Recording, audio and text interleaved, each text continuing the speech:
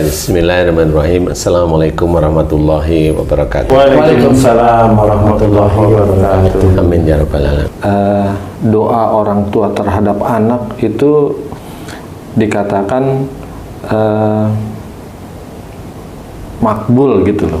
Nah, apakah orang tua yang seperti apa yang dikatakan makbul nih Ustaz? Nah, doa orang tua kepada anak itu ya yang makbul itu salah satunya yang terpenting adalah doa khususnya akhirat. Kalau doa untuk dunia itu ujian. Walaupun dikabulkan ujian jadinya ya. Apa namanya kalau nggak ujian? Nikmat dia bilang, wah alhamdulillah nih gitu. Ya, apa namanya itu? Iya ujian. Lah kan ujian, dikasih nikmat, anak apa kayak? Anak apa coba? Pinter, ujian nggak itu? Nguji orang tuanya nggak? Nguji tetepan. Anak yang dablek, yang nguji. Anak yang ngabisin uang, yang nguji. Semuanya ujian, namanya dunia ini ujian. Jadi yang dikabulkan oleh Allah Ta'ala seperti itu memang makbul, benar tapi ujian. Ujian benar. Apapun bentuknya, dia mau bilang anaknya ketabrak mobil, mau anaknya begini, atau dia ngomong anak didoain anaknya itu cerdas, pintar, sekolah luar negeri kayak apa, itu ujian semua. Berarti orang tua mendoakan anaknya agar berkecukupan itu secara nggak langsung meminta ujian juga ya? Iya benar. Sama seperti kalau Haji J dulu waktu muda, mohon ya Allah jadikan saya orang yang sabar. Ya udah. Suatu ketika Haji J nikah, ya akhirnya kesabaran diuji beneran.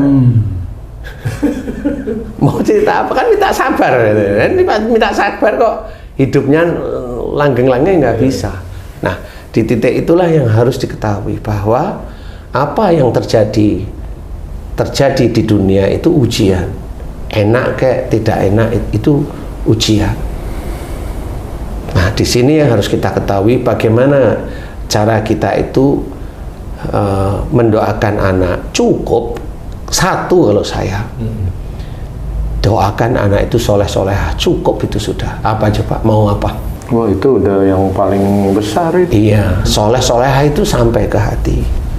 Sehingga nanti pada saat kita berdoa untuk anak kita itu agar soleh-solehah, ya kita harus berusaha Mendidik ya. mendidik.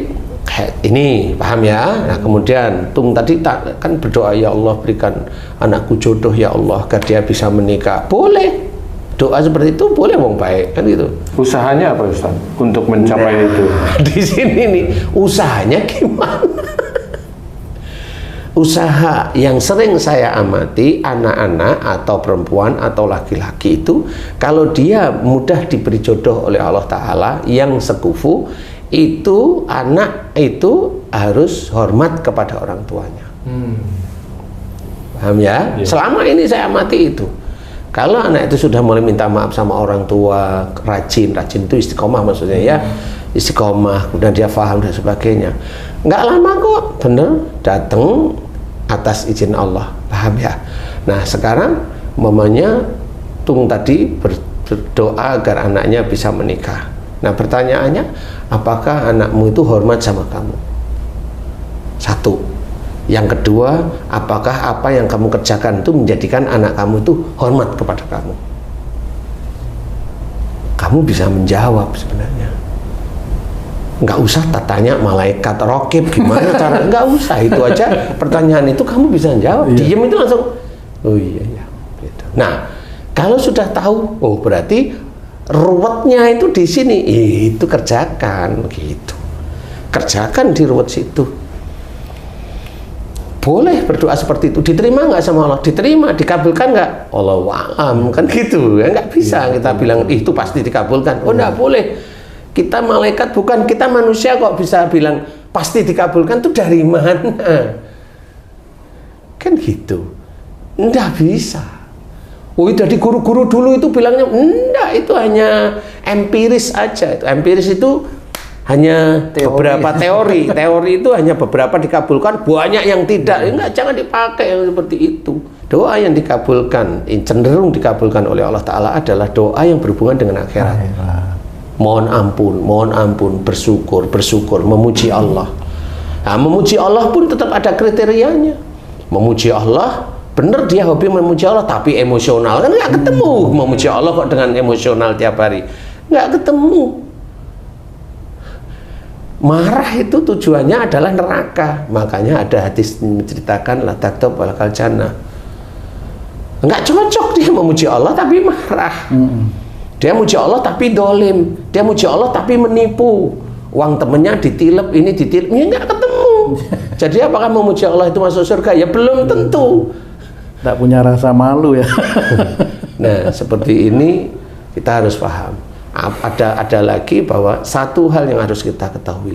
Salah satu firman Allah Ta'ala dalam surat Asy-Syura ayat 26, wa yastajibul ladzina amanu wa amilus sholihat, dan Allah mengabulkan doa orang beriman serta mengerjakan amal soleh.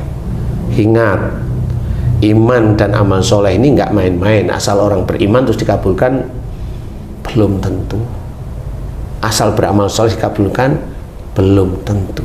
Iman kepada Allah Ta'ala harus kuat, dijaga unsur la ilaha illallah itu dijaga.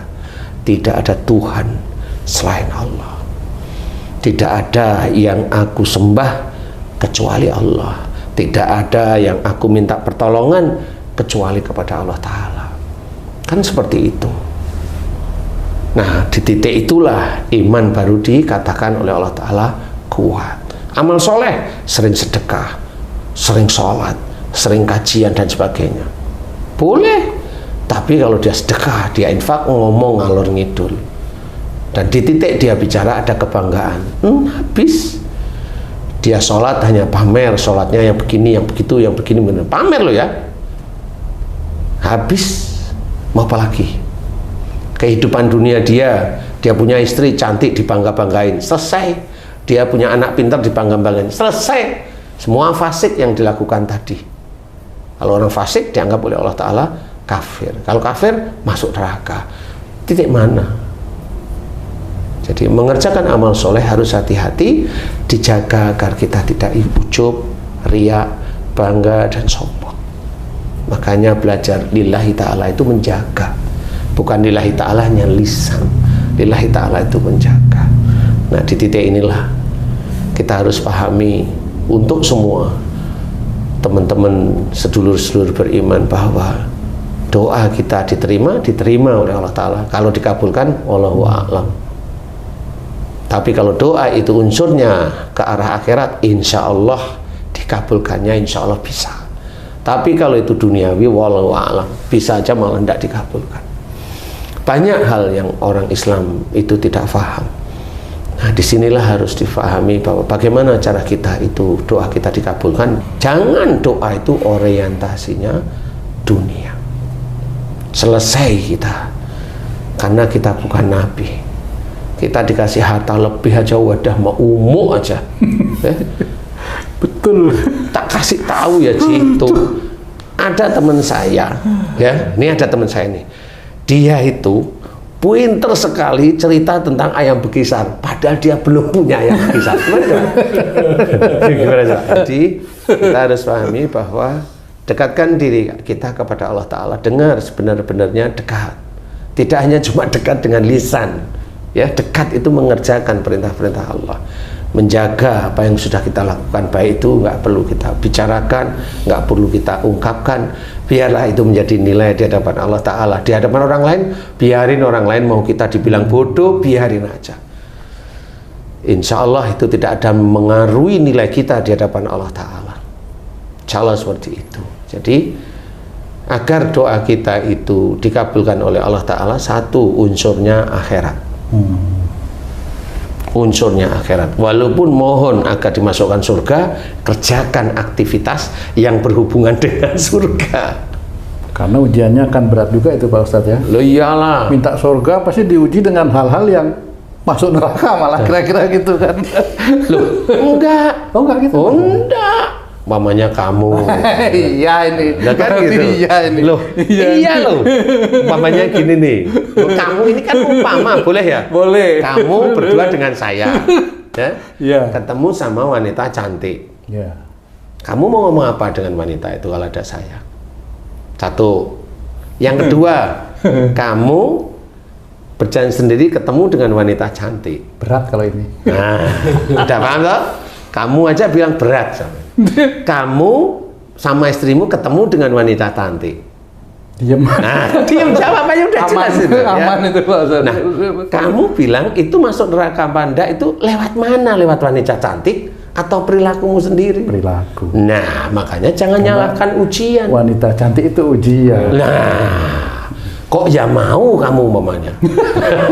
Namanya ujian tuh. Nah, ya. Harusnya ngomongnya Tinggal lulus atau enggak lulus. harusnya kan ngomongnya gini, nggak usah cantik aja bisa. Atau gini, yang nomor 2 tadi Pak, jalan sendiri. Blaso. Jalan sendiri, udah sama istri jalan kembali lagi. Tanya yang di sini kemana tadi ya? Nah, ujian itu nggak perlu kita salahkan. Yang ini dipotong nggak Ustaz? Nggak usah usah. dipotong. Aman. Santai aja Nggak sih. tahu. Yang di sana nggak tahu kok sih. Tahu. Enggak. Tahunya potong. Nggak usah dipotong. Jadi intinya jangan menyalahkan sesuatu yang menjadi ujian kita. Nggak perlu. Anak nggak perlu kita salahkan. Kalau memang dia tidak salah. Kalau dia salah, kan nasihati. Istri, kalau nggak perlu kita salahkan. Kalau dia salah, nasihati. Wanita cantik di depan kita, dia kan nggak salah. Nasihatin. Maaf Pak Ustaz. Itu kamu. Wong dia nggak minta tanya, kamu nasihatin lah. Itu kan kamu. Iya sih, Cici aja ketawa langsung. Oh iya ya, lo kan sama dengan anak sama istri saya. Oh iya sama. Bukan nasihatin, liatin. Ini baru tahap lihat Pak Ustaz. Jadi intinya harus paham bahwa kalau kita mau doa kita dikabulkan, unsurnya adalah akhirat. Mohon ampun, bersyukur tadi. La in syakartum la azidanakum, itu jelas. Jangan hanya menerima nikmat wujudnya harta, oleh-oleh dan sebagainya. Jangan. Itu memang benar harus disyukuri, tapi bukan yang itu yang harus disyukuri. Intinya bukan yang itu, karena pada saat bersyukur itu otak kita langsung ingin dapat yang lebih, kan gitu pasti. Perangkat untuk mendapatkan itu yang harus disyukuri Pak Ustaz ya. Kalau iya, bukan itu. Kenyataannya kamu bersyukur tiap kali gajian, bersyukur tiap kali bonus buku, bersyukur kan gitu. Iya. Lah, kenapa kamu pensiun? Karena udah waktunya. Kan nggak bisa jawab toh kamu? Kan udah waktunya. Iya. Ditentukan. Ya nggak bisa. Apalagi coba? Bukan itu bersyukurnya. Itu bersyukurnya kamu bisa jalan, kamu bisa gerak, kamu bisa pakai pakaian, kamu bisa berpikir, melihat, mendengar. Nah itulah yang disyukuri setiap saatnya. Kalau nggak bisa setiap saat, setiap hari deh. Kan seperti itu. Dan banyak orang Islam yang nggak paham. Yang dia syukurin hanya harta, harta, harta semuanya. Itulah kelalaian nanti. Nauzubillahi min dzalik. Mudah-mudahan ini manfaat. Wallahu a'lam. Alhamdulillah, terima kasih banyak Pak Ustadz ilmunya. Para pemirsa dan sahabat beriman dimanapun berada, mudah-mudahan apa yang telah disampaikan oleh guru kita Pak Ustadz Danu dalam kajian ini bisa memberikan manfaat yang seluas-luasnya buat kita untuk meningkatkan keimanan dan ketakwaan kita kepada Allah Subhanahu wa Ta'ala. Saya Tung pamit diri, sampai jumpa di video kami yang lain. Wassalamualaikum warahmatullahi wabarakatuh. Waalaikumsalam warahmatullahi wabarakatuh.